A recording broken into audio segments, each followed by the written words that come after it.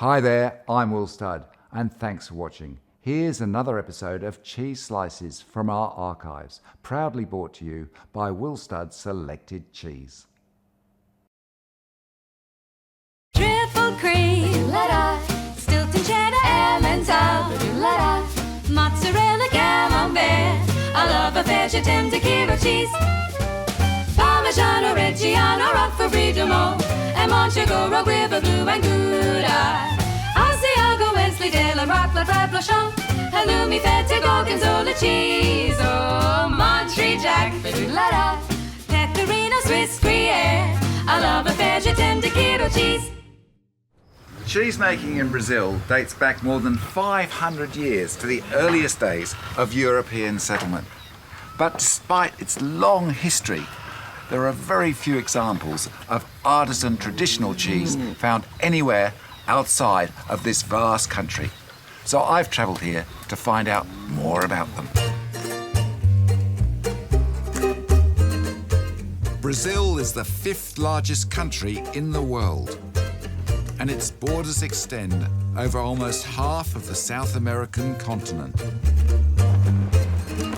Home to a rich ethnic mix of almost 200 million people and an incredibly diverse ecosystem, its pristine rainforests represent the greatest collection of plant and animal species on Earth. This is the only Latin American country to derive its language and culture from Portugal. And Brazilians are well known for their legendary obsession with football, dancing and music, and of course fun, particularly at Carnival time.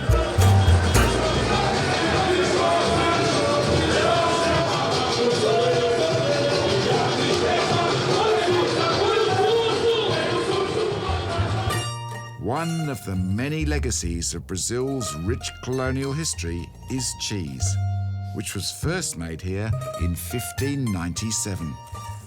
I plan to visit the Highlands in the south of the country, where most traditional cheese is made.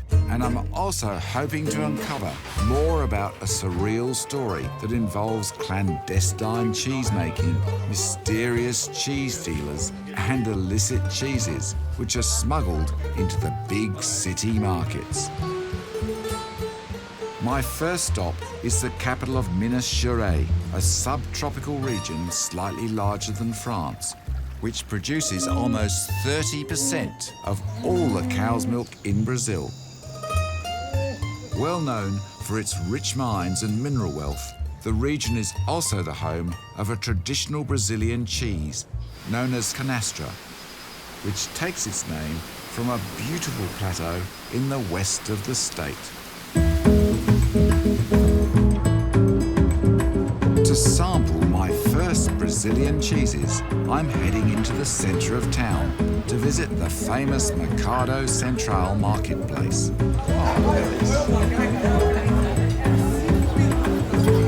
This extraordinary market at the centre of Belo Horizonte lies at the heart of cheesemaking in the Minas region. It sells more than 3,000 units of Canastra cheese every day. But what makes it quite unique is that all that cheese is considered illegal under Brazilian law because it's made from raw milk.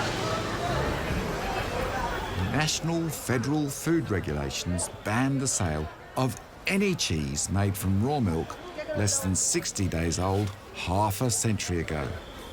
But this is Brazil, and it's no secret that almost all the traditional raw milk cheese being sold in the market is just a few weeks old.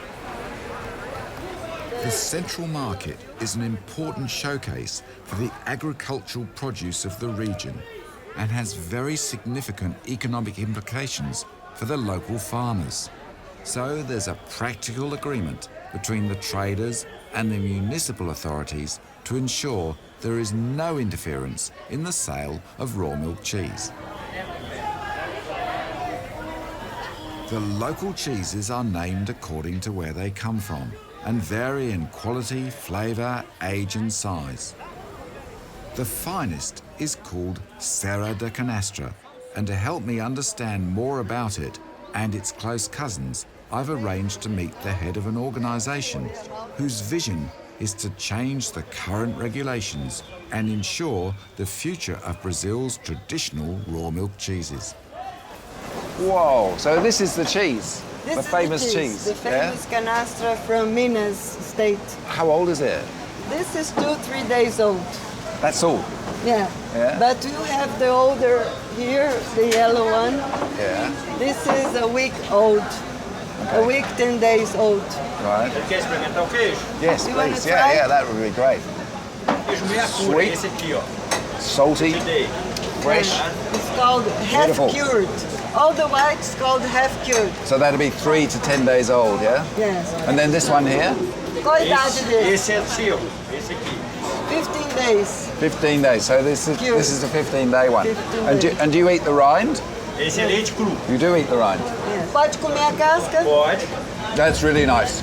I think I prefer that one. Diz que gosta. Really, really good. I'm quite amazed to learn that an incredible 100,000 raw milk Canastra cheeses are produced in the region every day by approximately 10,000 small family farms. To put this figure into perspective, that is almost as much raw milk cheese as produced in France daily. After our market shop, Leanne has arranged a special flight to visit 2 small dairy farms high in the Canastra ranges, which peak at 1,500 metres.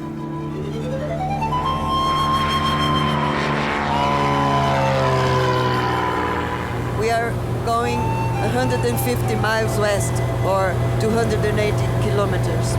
It has a terroir climate that allows us to make the best cheese in the country. In my opinion, the best in the world, because I'm from this region. So in this state, you can make the cheese, but you're not allowed to sell it. But when it gets to places like Sao Paulo, etc., how do they get it out of the state? In São Paulo, we don't have the freedom we have here, like you saw in the market. People have to sell the cheese in the suburbs, in the outbacks where there's less prohibition, less fiscals. Like bootleg cheese. Yeah. So it's smuggled across the border. Sometimes they have to bribe the police, not only because it's illegal, but because it's illegal they don't pay taxes. Then there's an additional problem. The cheese shouldn't have to pay taxes in our opinion, but if it's legalized, it still has the tax problem.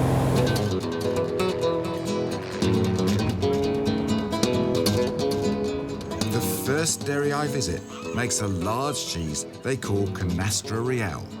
They claim it's based on the original Portuguese recipe, but it's much larger than the conventional Canastra I've seen in the market.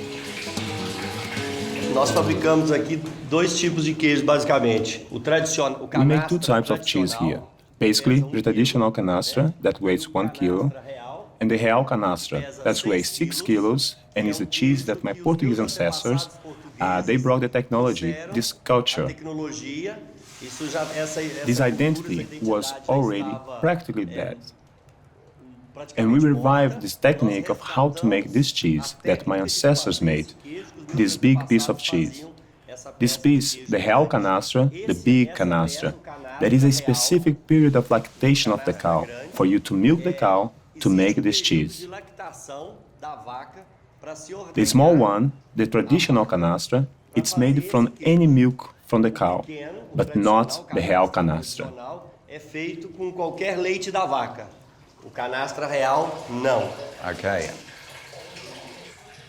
With different production techniques in play, I was keen to experience the flavour of the finished cheese. Look at that colour. Beautiful yellow colour. And holes. Sweet. Not salty at all. It has no salt, very little salt. Very nice. And the eyes or holes in the cheese grow and become huge.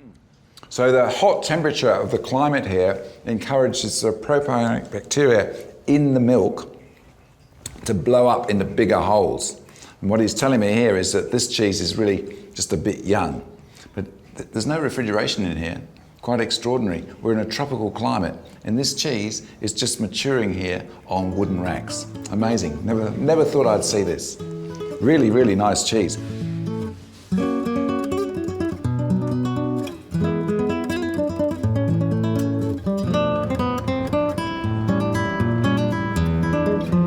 The French naturalist Auguste Saint-Hilaire, who traveled all around Brazil, he came here in 1812 and he climbed the Canastra range and said that it was amazing that even being to the Alps, here he could see farther. Really? Yes, that's what he wrote, that he has never seen so far in his life.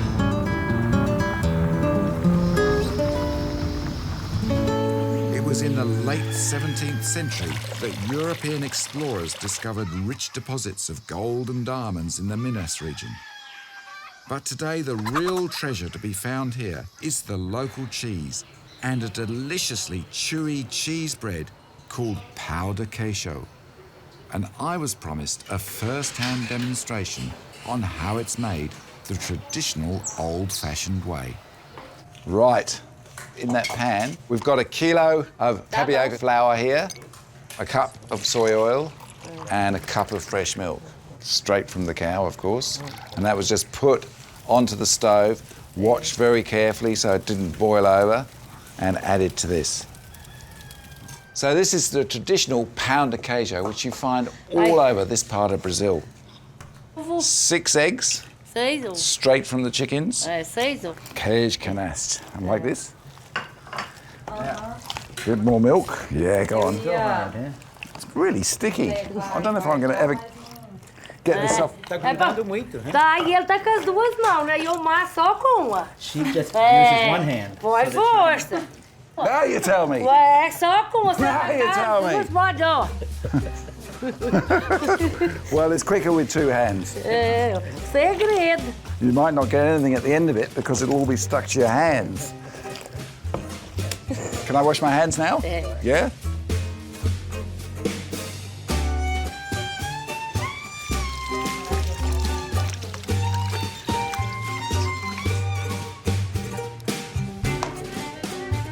Is that right? Não, No. senão eles... You can tell I've done it before. So people come from all over Brazil to try your cheesy bread, right? Pessoas vêm de todo o Brasil para comer esse pão de queijo. Uai, eles vêm e ficam querendo, mas nem todo dia tem pão de queijo, não, né? They come, but every day there's not always, not always ready for them. Aí agora essa aí também não pode pôr mais, não, são eles emendas. Deixa eu pôr essa aqui lá de novo. A bit more, okay. In the oven.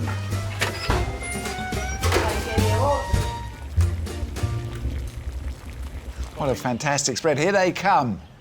Look, whoa, look at those. Amazing. Hey, amazing. They look fantastic. Agora vocês servem. Serve yourself. Yeah. I will do, I will do. This is fantastic. What a spread. Tell me what this is. It's made with grated green corn, and there's different names. Everyone calls it by something different, but here they call it mingau verde. Yeah. And I know what this is. Guava paste. And this is that, like a condensed milk. Dulce de leche. Dulce de leche, and that, of course, the cheese. O que é isso? A manga? Esse aqui é mamão. Ah, mamão, it's papaya com Leite. Com leite. Oh, With papaya. milk and sugar. Really hot. Quente. What do you think? Really good. Can't get any better than this for pão de queijo. I think it's been specially made with 2 hands and an extra third hand for a little bit of help. Especial porque foi feito com 2 mãos e mais uma terceira. Foi feita com 3 mãos, por isso que ficou especial. Thank you. Really lovely. Maravilhoso. Obrigado. Obrigado. De nada.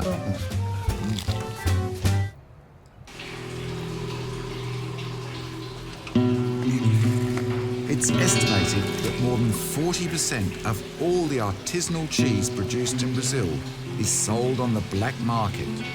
And on the small family farms in Minas, the production of Canastra cheese clearly represents an essential part of everyday life. It takes 10 litres of milk to make each of these cheeses. And this farm keeps just 30 cows, which produces 12 cheeses a day. Making cheese involves the whole family and begins early every morning with milking. The warm raw milk is mixed with a starter and animal rennet, ironically provided by the authorities. After a thorough clean of the stainless steel bench, the fresh curds are gently placed into cloth bags and squeezed to remove the milky whey. The bags are then pushed into hoops where they will be left to drain and harden overnight. The next morning, the cloth is removed and the young cheeses are salted to add flavour and encourage a rind to form. The cheeses are then ripened on wooden shelves in the naturally humid conditions of the curing room without any refrigeration for up to a week. The farm gets a regular visit from a local cheese dealer who first inspects the cheese for quality and then arranges to transport it back to a warehouse for distribution to the central market or further interstate.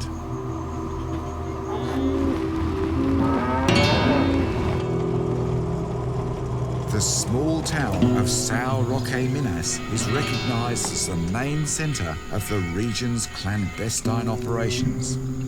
And it boasts at least half a dozen cheese consortiums responsible for smuggling bootleg cheese across the borders. Whoa, look at this.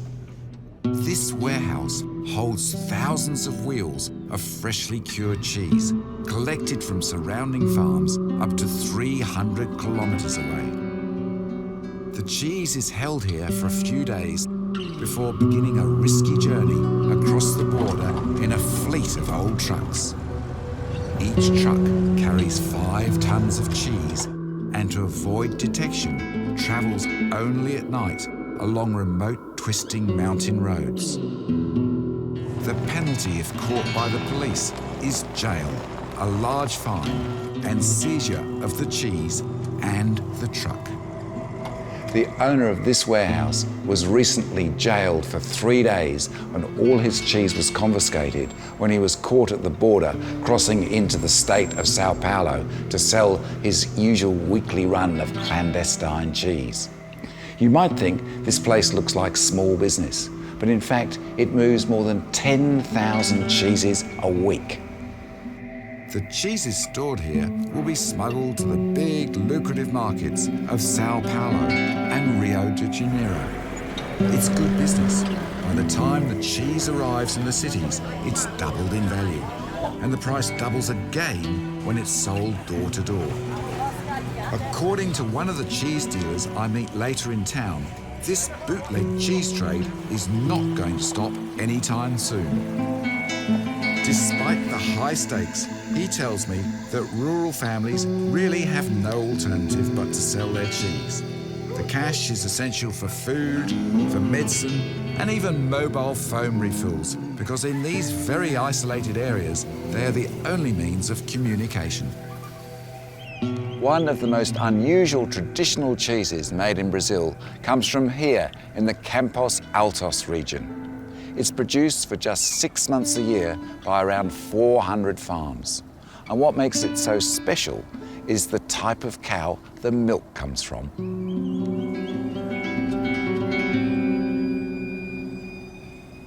The Campos Altos region in the far west of the state of Minas Gerais lies at an elevation of 1,050 metres and is well known for its remote and very beautiful landscape. In this region, traditional agriculture revolves around cattle, and the farm I'm visiting is owned by a family of gauchos.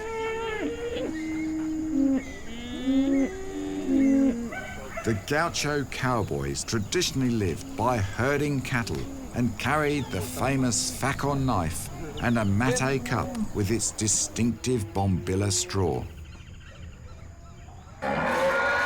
This is a really wonderful scene. It's first thing in the morning and these are beef cattle being milked. And I've just had fresh milk from the cow put into my coffee, a first.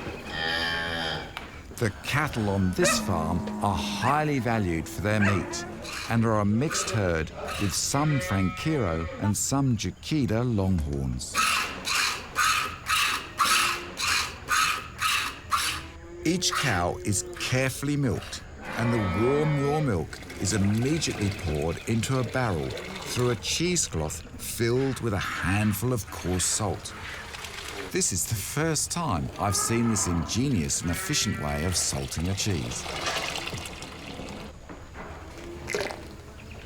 Once all the cows have been milked, animal rennet is added to the fresh raw milk in the barrel before it's covered with a lid and a cloth to help keep it warm, whilst it sets into curds and whey over the next 40 minutes. Armed with a freshly boiled kettle, Mrs. Lopez then proceeds to gently stir the curds whilst adding hot water. The curds and whey are then scooped into a traditional wooden draining bench lined with cheesecloth. They are then wrapped in the cloth and gently squeezed for 10 minutes to help remove any excess whey. After breaking up the curds by hand, they are once again wrapped and placed into a traditional square wooden mould and left to drain under weights. Well, it doesn't get any more traditional than that. The cheese will sit under the weight for the next 5.5 hours. It'll then be taken out of the mould and cut into two. I learned that Serrano cheese was originally made in large square blocks. These days, it's much more common for this cheese to be made in smaller sizes and matured for just a few weeks, which means it's usually sold illegally, just like its cousin Canastra. The local cattlemen, or troperos as they're known, used to carry their cheeses in large leather saddlebags known as brujas. These were slung in pairs across the back of the horse or donkey. So here I am, taking my cheese to lunch. It's behind me, I've got the cheese and the local saddlebags on the mule, and we've been promised a fantastic local barbecue. Come on. The troperos are famous for churrasco or grilled meat barbecues, which use a variety of meats cooked on open fire with spits or skewers planted into the earth. My hosts have been busy all morning building a fire, and we arrived just in time to enjoy some of the pre-meal festivities.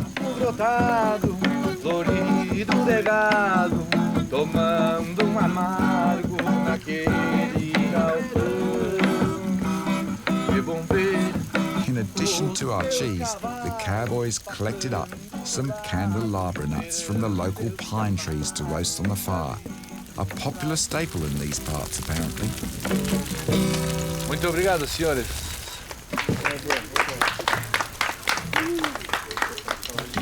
After a magnificent serenading by the cowboys, it was time to eat. And there was plenty to choose from, with no shortage of meats to try. I asked my hosts about the history of this important cheese. The history of this cheese, it came from Portugal, with my Portuguese family, called Pereira Lopes. So in my family, this tradition comes from my great-grandfather. We have inherited the know-how to produce the artisanal Serrano cheese. The formula for making the cheese has always been done this way in my family. And using the traditional woods allows the cheese to breathe, and the cheese is much tastier that way. It has a beautiful, creamy, rich, slightly piquante flavour with the hints of the grass and the pasture. It's a beautiful flavour.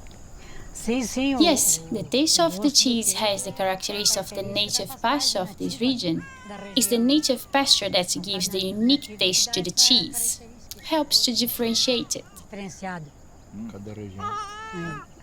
Each region, each pasture is different. In winter, for example, when we start to cultivate the fields, there is another type of grass that's changed the taste of both milk and the cheese. Serrano cheese is an important part of the heritage of this region. But whilst it's considered by authorities to be illegal if sold young, its future as a traditional Brazilian benchmark sadly remains uncertain.